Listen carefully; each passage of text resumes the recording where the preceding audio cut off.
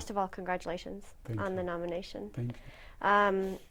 How did you convince these former Shin Bet heads to be interviewed? I think when I approached them, I said I saw the importance of the message that they will carry out, and I think that it was also important for me that the message will come from them, the center of the Israeli defense establishment, saying in a loud and clear voice, enough with the occupation. You get the impression in the film that the former heads of Shin Bet came to the conclusion that Israel's policy is not working. Would you agree? You know, as an Israeli, you always learn how much Israel wants peace, strive for peace, and how much the other side, basically, I would say, what they call the other side, the Arab world, is never agreeing with that, want to throw the Israelis to the sea, and this is what we are taught.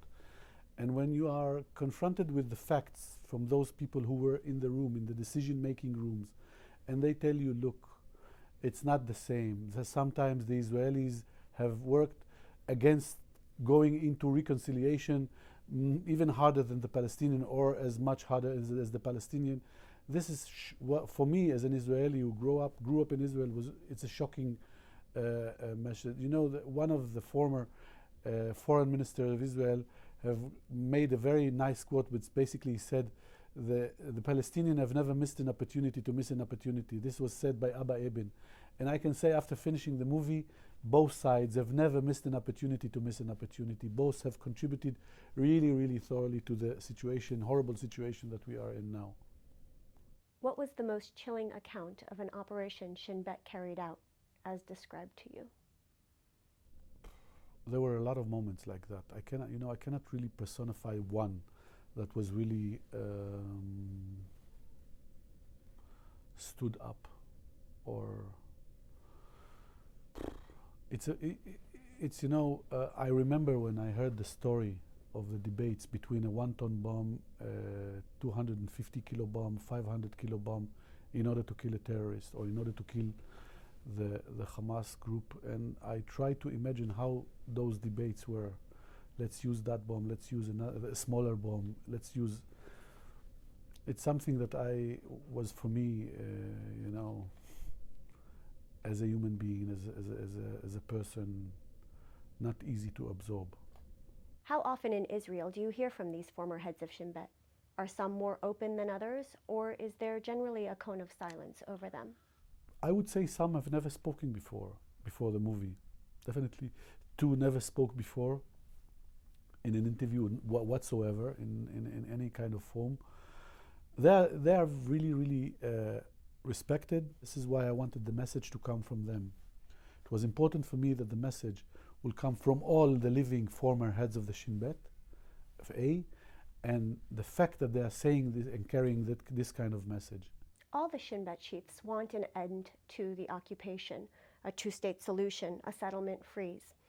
This seems at odds with the current Israeli government. Where then is the disconnect? Well, in my point of view, the current Israeli administration only say that he wants a two-state solution. It's a lip service, which I think he doesn't really mean that. On the contrary, what I feel is that the current Israeli administration, headed by the Prime Minister Benjamin Netanyahu, is I don't know, I cannot understand that. Or if you are really for a two-state solution, how come you act as you act?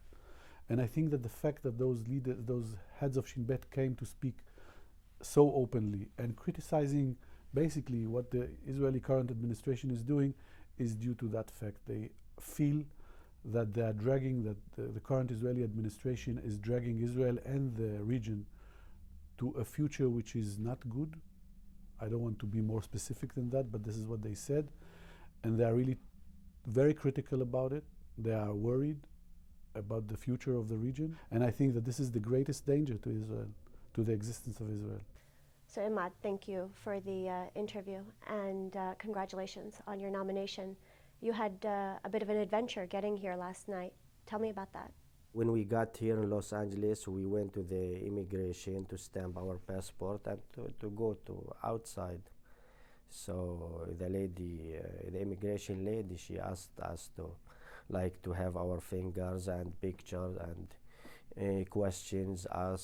So she questioned us, and I told her why I came here and why we came here, why I came here with my family and who am I, and so she told me, you have to give me a proof and you have to give me more information and more documents. It's not enough what you are saying. So I told her I was here last week and I am the Oscar nominated, and so she told me I was not here last week.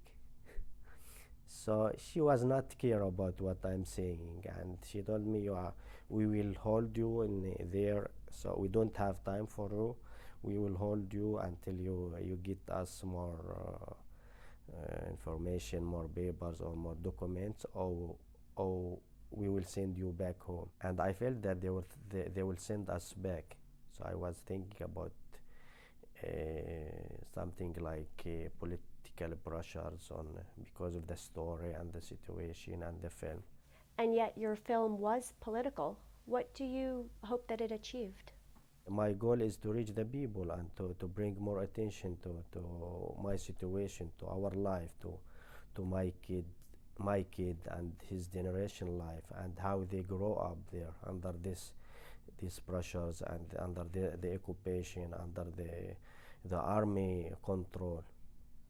Why did you decide to tell the film through your son? I wanted to put my son in the story because he is part of the story. He lives there, and this is the place where we live all. And I wanted to show him like how a Palestinian child born there and he grow up in these conditions under occupation, and first time he just first his step to the wall or to the and first his word to army or wall, or he faced the soldiers, and it's not normal situation, normal life for kids to grow up in this like this. But it is a dangerous situation, and your wife encouraged you to stop on several occasions. Why did you continue filming? You know, our life is danger, always we are in danger, and I am part of the people who lives there, and I wanted to take my responsibility to keep filming, because my goal is to show more about reality and to bring more attention to the Palestinian situations. What response have you had to your film from those who are not well informed about the Israeli-Palestinian conflict? I know there's many people in the Western, in Europe, in the United States, and in different countries, they don't know enough about the life and the situation in Palestine.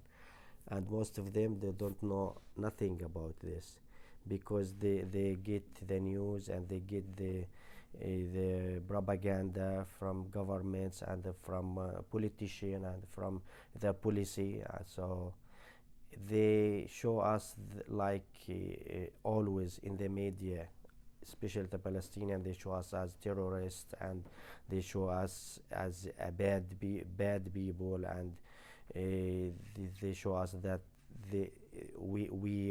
we like to kill and we hate, and so it's not the reality, it's not the situation. We are human, and we are seeking for peace and for freedom. So the reaction were good in different countries everywhere, and people react very strong and very good, and people get to be moved and touched by the story, because for them it's a new thing to know, and it's a new footage to see. So is it time for Palestinians to change their resistance tactics, like the new villages or tents that are going up spontaneously like Baba Shams? Making these actions like Baba Shams or different action, it's very effective, especially when the media focus on this, and it's a new way of the creative of the ideas, and that can reach the people and can send the message. And will you continue filming when you return? I will, of course. Documentary is more about reality, so I wanted to make this documentary to reach the people and to see the results of how making documentaries. You want to see change. I want to see change, yeah. I made this film to make change.